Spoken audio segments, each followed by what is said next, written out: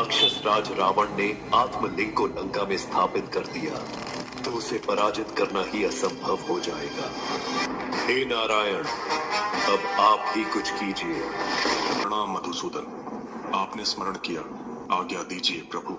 हे गणेश, अब केवल तुम्हारी बुद्धि और लीला ही रावण को आत्मलिंग लंका ले जाने से रोक सकती है।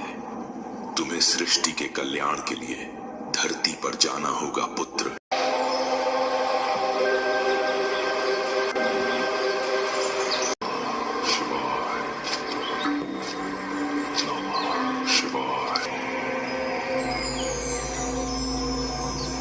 यह सूर्यास्त इतनी जल्दी कैसे हो सकता है?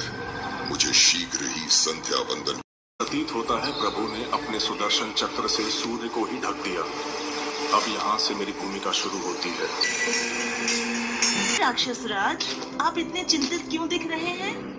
बालक, मैं संध्या वंदन करना चाहता हूँ, पर आत्मलिंग हाथ में है। क्या तुम थोड़ी देर इसे उठा सकोगे? अवश्य, पर ध्यान रहे, अधिक देर मत करना। यदि मेरे 3 बार नाम पुकारने पर आप नहीं आए तो मैं इसे भूमि पर रख दूंगा। बालक, इसे जमीन पर मत रखना, मैं शीघ्र ही लौटूंगा। जो करने हेतु यहाँ आया था, अब उसे पूर्ण करने का समय आ गया है।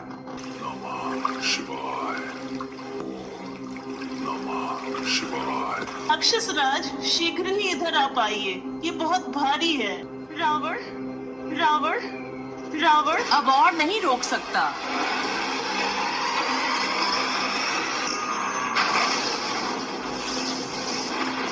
तूने मेरे साथ छल किया बालक।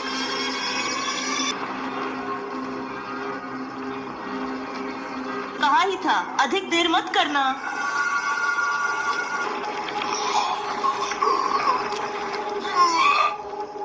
मैं महाबलशाली रावण, अपने बल के संपूर्ण प्रयोग के उपरांत भी मैं इस शिवलिंग को हिला भी नहीं सका। आज से इस शिवलिंग को महाबलेश्वर के नाम से पूजा जाएगा।